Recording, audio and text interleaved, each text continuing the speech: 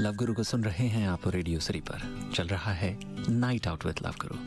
आप भी अगर कुछ शेयर करना चाहते हैं तो कनेक्ट कर सकते हैं मुझसे। नंबर है स्टूडियो का 0114171991 यानी 01141719191।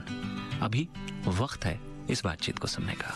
मेरी गर्लफ्रेंड है तो बेसिकली हम लोगों को मोर देन 11 इयर्स हो गए साथ में जी। 7-8 महीने से ना कुछ अच्छा नहीं चल रहा है हमारे बीच में। वैसे कोई फाइट नहीं है या कोई डिस्टेंस नहीं है, बहुत कम बात। अच्छा। लास्ट वीक की बात है, मैं उनके ऑफिस के आसपास ही था, किसी काम से गया था। 20-25 दिन से मिला नहीं तो मैंने कहा चलो कोई बात नहीं, आज शाम को मेरे साथ चलते हैं, मैंने लॉन्ग ड्राइव हो जाएगी ना।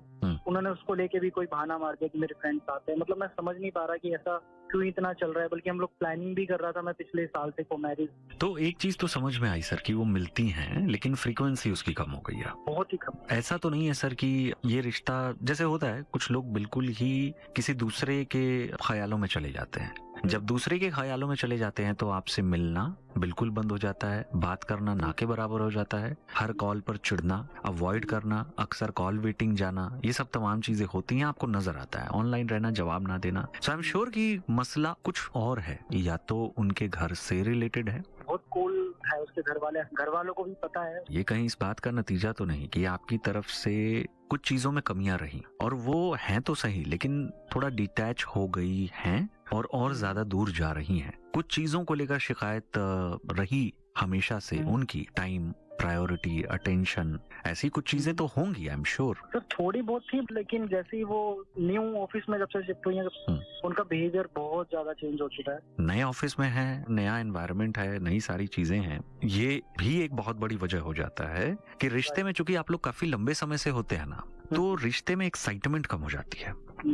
करने के लिए नई चीजें नहीं होती। मिलते हो तो वही रूटीन कि चलो इस जगह पर चलना है, कुछ खाना है और खाकर फिर मिलकर अपने अपने घर। So try and change it. Pattern को मैं बोलूंगा कि अपनी तरफ से चेंज करो। मेक सम रैंडम प्लान्स कि आप लोग कुछ एक्साइटिंग चीजें कर सको। आप जितने समय से उनके साथ हैं आपको ये पता होगा कि क्या वो चीजें हैं जिनको वो ना नहीं बोल सकती।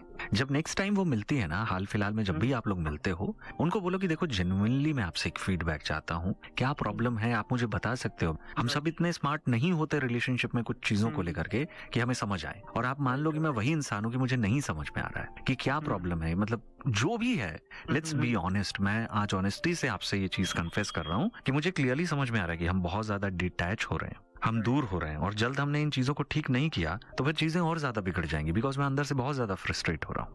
उसको लेके तो मैं हूँ बिल्कुल। मैं समझ रहा हूँ सर, इसीलिए मैं बोल रहा हूँ कि एक क्लियर पिक्चर की उनसे दरख्वास्त करो। श्योर मैं ये सर ट्राई करता हूँ definitely. Thank you so much. All the best sir. Thank you so much. Good night sir. Radio city love Guru.